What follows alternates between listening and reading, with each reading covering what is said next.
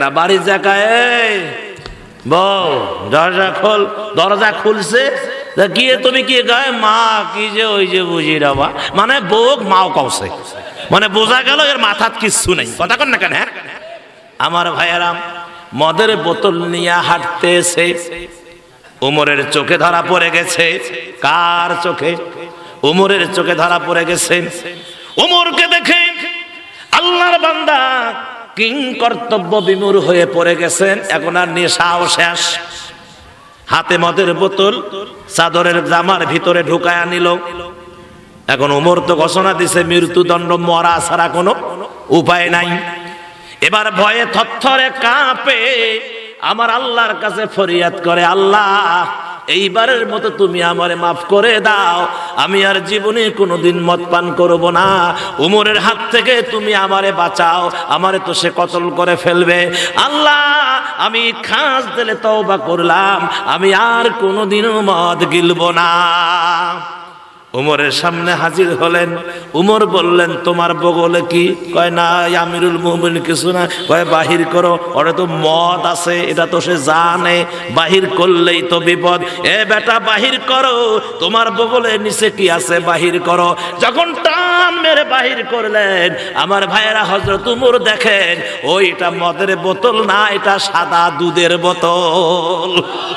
আল্লাহু আকবার কোন, আল্লাহু আকবার। আমার ভাইরা আসলে কি ছিল? মদ ছিল। বোতলে কি আছে?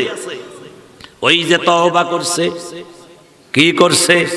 তওবা করছে, আয় আল্লাহ আমি জীবনে আর কোনোদিন মদ গিলব না। আল্লাহর আরশে জোশ মেরে গেছে। আল্লাহ কয় বান্দারে বোতল বাহির কর। আমার নবীর বন্ধুর সামনে, ওমরের সামনে বোতল বাহির কর।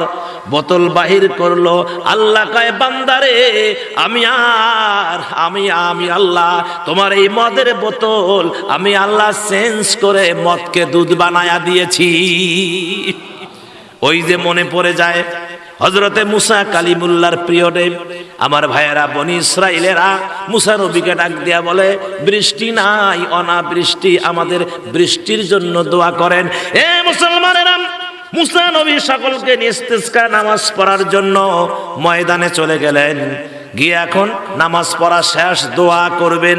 ইস্তিসকা নামাজে কিন্তু উল্টা দিকে দোয়া করা লাগে, উল্টা জামা গায়ে দেওয়া লাগে, গেঞ্জি উল্টা, টুপি উল্টা, কথা কেন সব উল্টা। আয় আল্লাহ বৃষ্টি দাও।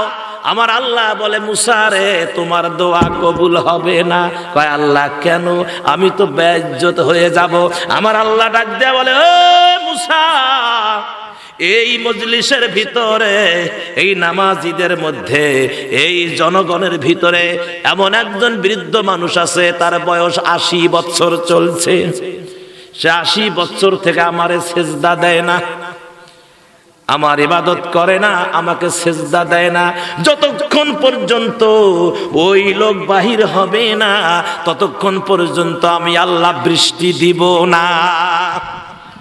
মুসা নবী এলান দিলেন, কে আছো নাফরমান, 80 বছর ধরে আল্লাহরে সেজদা দাও না, কে আছো তাড়াতাড়ি বাহির হয়ে যাও, তোমার থাকার কোনো অধিকার নাই, তোমার কারণে বৃষ্টি হচ্ছে না। এখন সে মনে মনে চিন্তা করে যে হায় রে, আমি যদি বাহির হই আমার মায়ের একটাও মাটিতে পড়বেন না। এই শয়তানের জন্য বৃষ্টি হয় না। পিটাও পিটাও আগে ও বুড়া থুবে কর, থুবে বুড়া, বুড়া না পিছপে একবারে, কথা কর ঠিক কিনা আমার ভাইয়েরা।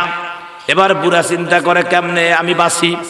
আস্তে করে মাথা নিচু করে আল্লাহ রাব্বুল আলামিনের কাছে হাত তুলে বলে, আল্লাহ তুমি তো বান্দার মাফ করনেওয়ালা। ইয়া আইয়ুহাল্লাযীনা আমানু তুবু ইলাল্লাহ তাওবাতান নাসুহা।